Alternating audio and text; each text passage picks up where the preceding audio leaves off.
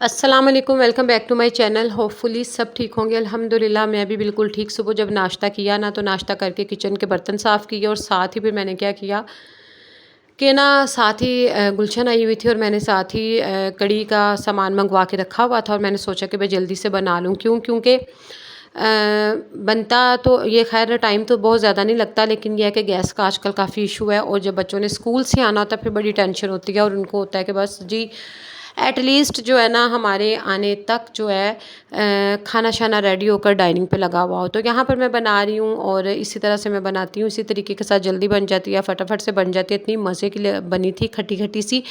जब भी मैं बनाती हूँ ना दही, तो एक दिन पहले ज़रा मैं मंगवा के या 2 दिन पहले रख लेती हूँ फ्रिज में, वो फिर बहुत अच्छी बनती है उससे। तो साथ ही फिर गुलशन आ गई थी, जब कि मैंने उसके आने से पहले ना ज़्यादा काम कर लिया हुआ था और खाना बनाने का। तो फिर ये है कि ईज़ी होके जब मुझे पता है कि कड़ी शड़ी बन गई, या आटा गूँध के मैंने रख लिया था और यहाँ पर फिर मैं उसके साथ ना ईज़ी होके तो काम करवाना शुरू हो गई। छोटे-छोटे काम थे जो कि करने थे वो किए। 2-3 दिन से हल्की-हल्की सी जो है क्लीनिंग वो कर रहे थे और बाकी ये है कि घर के काम जो है वो ख़त्म नहीं होते। जिस कोने में भी चले जाएँ ना, बहुत ज़्यादा काम होते हैं। और यहाँ पर आयरन स्टैंड पे जो आयरन कवर था ना स्टैंड का, ये पहला भी अच्छा था और वो गुलशन ने लेकिन अच्छी खासी हालत का था, लेकिन उसको जो है ना उसने 2 से 3 जगहों पे इतने इतने बड़े होल्स डाले हुए थे, जला दिया हुआ था और वो बहुत बुरा लगता था। तो यहाँ पर फिर खैर ये जो नया है मैं शेयर किया था आप लोगों से, ये मैंने आयरन स्टैंड पे चढ़ा दिया। और यहाँ पर ना जब नया नया इस तरह का कोई कवर हो ना तो फिर बड़ा अच्छा लगता है। और खैर आज इस रूम की बारी थी और मैंने फिर सारे जाले शाले उतार दिए थे, कर्टन को झाड़ा था। कर्टन वैसे साफ़ थे क्योंकि मैंने इनको तकरीबन 1 महीना पहले वॉश किया था और मैंने सोचा अभी कोई 1 महीना और निकल जाएगा। जाले शाले उतार के दीवारें साफ़ कर ली थी, ब्रश वगैरह लगा दिया था दीवारों पर। तो गुलशन ने यहाँ पर क्या किया था कि उसने झाड़ू और पोछा लगा लिया था, लेकिन आज झाड़ू जो है ना इस रूम की हमारी कम ही क्लीनिंग होती है क्योंकि ये इतना यूज़ नहीं होता। तो फिर ना डेली वो पोछा लगाती है और हफ्ते में 2 दफ़ा झाड़ू लगता है। लेकिन फिर आज मैंने प्रॉपर सोफ़ों के पीछे से जो है ना अच्छी तरह से झाड़ू लगवाया और फिर ताकि ये रूम भी हमारा हो गया साफ़। बाकी फिर उसके बाद हम लिविंग रूम में चले गए, अपना टीवी लाउंज रूम में चले गए यहाँ पर। और यहाँ पर जो है ना गुलशन ने कहा था नहीं मैंने कल नीचे से ये झाड़ू ना लगाया था तो साफ़ है। तो मैंने कहा कि नहीं तुम ये देखें, ये जब मैंने घसीटा इनको सोफ़ों को पीछे आगे किया, तो फिर यहाँ पर क्योंकि सिस्टर और बच्चे भी आए हुए थे और दूसरी आपी के भी बच्चे आ जाते थे, तो जब सारे मिलजुल के ना, तो ये देखें जितना कचरा जमा हुआ हुआ था महीना पहले, इनको मैंने पीछे हटवा के सफाई करवाई थी और ये बकौल गुलशन के साफ़ हो गया था। लेकिन अब हम ये वाली देखें कितना फिर भी पीछे से इतना ज़्यादा कचरा निकला है ना। और ये है कि फिर डस्ट जो है मट्टी वगैरह वो और बहुत ज़्यादा होती है, जाले शाले काफ़ी निकल आते हैं। तो यहाँ फिर से मैंने ना अच्छी तरह से झाड़ू लगवाया और साथ ना मैंने मोप लगाती गई थी सोफ़ों के पीछे से, ताकि ये भी अच्छी तरह से, पता है क्या, जब ये इस तरह के जाले कचरा पीछे बेड के नीचे या फिर सोफ़ों के पीछे रह जाए ना, फिर ना इसी से मच्छर वगैरह और अजीब सी फिर जो है ना वो ज़्यादा पैदा होते हैं, फिर ख़ारिश सी अजीब सी भी होना शुरू हो जाती है। वो इसी वजह से कि प्रॉपर जो है ना फ्लोर की क्लीनिंग नहीं कोनों से खदरों से हुई होती।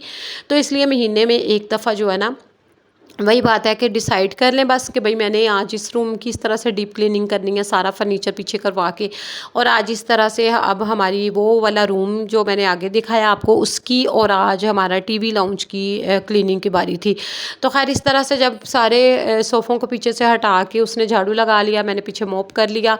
और अब जो है ना मैं थोड़ी सी शैम्पू डाल के, थोड़ा सा सर्फ़ डाल के, पानी डाल के, और यहाँ पर और थोड़ा सा जो है ना सॉफ्टनर जो है वो डाल के, तो मैं यहाँ पर ना सोफ़ों को साफ़ कर रही हूँ। हल्का हल्का सा, बहुत ज़्यादा कपड़ा स्क्वीज़ नहीं करना और हल्का हल्का सा गीला रहने देना है। तो फिर ना यहाँ पर मैंने सारे कुशन भी हटाए और इनको अच्छी तरह से साफ़ कर लिया। दूसरा सोफ़े को भी इसी तरह से साफ़ कर लिया, और ताकि ये और फ़ैन जो है वो 2 घंटे चलते रहने दिए और ये ड्राई भी हो गया और ये है कि नीट भी हो गया। पता है क्या, फिर बच्चे पाँव रख के भी बैठ जाते हैं, हम बड़े भी समटाइम इस तरह से कभी लेट जाते हैं, बैठ जाते हैं, यूज़ होता रहता है ना, तो फिर अजीब सी स्मेल आना शुरू हो जाती है अगर साफ़ ना करें। अगर आपका ज़्यादा गंदा तो थोड़ा सा बेकिंग सोडा बीच में ऐड कर लेंगे ना, तो बहुत अच्छे से साफ़ भी हो जाएंगे, स्मेल भी नहीं आएगी।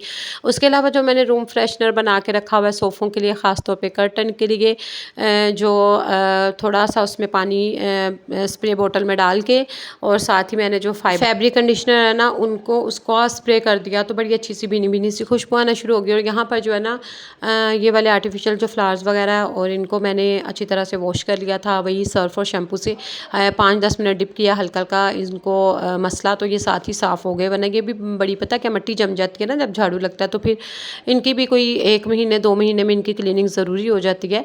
तो फिर मैंने इनको भी खैर साफ़ कर लिया। फिर जिस तरह से हम लोगों ने कुछ सीनरीज़ लगाई होती हैं, आर्टिफिशियल और चीज़ें लगाई होती हैं, पिक्चर्स लगाई हुई होती हैं, तो जिस तरह से वॉल क्लॉक हो गया, उनको भी कपड़ा अच्छी तरह से लगा के साफ़ कर लिया।